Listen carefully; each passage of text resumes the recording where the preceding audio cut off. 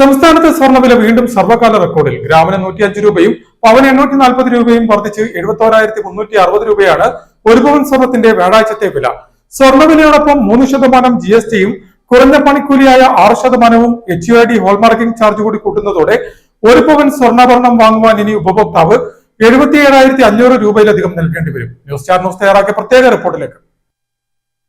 US ചൈനയടക്കം വ്യാപാര സംഘർഷം മുറുകിയതോടെ ശരവേഗത്തിൽ കുതിച്ചുയരുകയാണ് സ്വർണ്ണവില. സംസ്ഥാനത്ത് വ്യാഴാഴ്ച മാത്രം ഗ്രാമിന് 105 രൂപയും പവന് 840 രൂപയും വർദ്ധിച്ച് 71,360 രൂപ എന്ന സർവകാല റെക്കോർഡിലേക്കാണ് സ്വർണ്ണവില എത്തി നിൽക്കുന്നത്. ഒരാഴ്ചക്കിടെ മാത്രം 3000 രൂപയുടെ വർധനവാണ് സ്വർണ്ണവിലയിൽ ഉണ്ടായിരിക്കുന്നത്.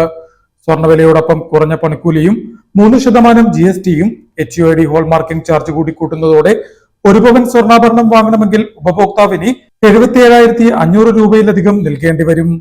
രാജ്യാന്തര വിപണിയിൽ ട്രോയ് ഔൺസിന് ചരിത്രത്തിലാദ്യമായി $3,342 ഉയർന്നതും സുരക്ഷിത നിക്ഷേപമെന്ന നിലയിൽ സ്വർണത്തിന് ആവശ്യക്കാർ കൂടുന്നതും സ്വർണ്ണവില അടിക്കടി കുത്തനെ ഉയരുവാൻ കാരണമാകുന്നതായി ഈ മേഖലയിലെ വിദഗ്ധർ ചൂണ്ടിക്കാണിക്കുന്നു.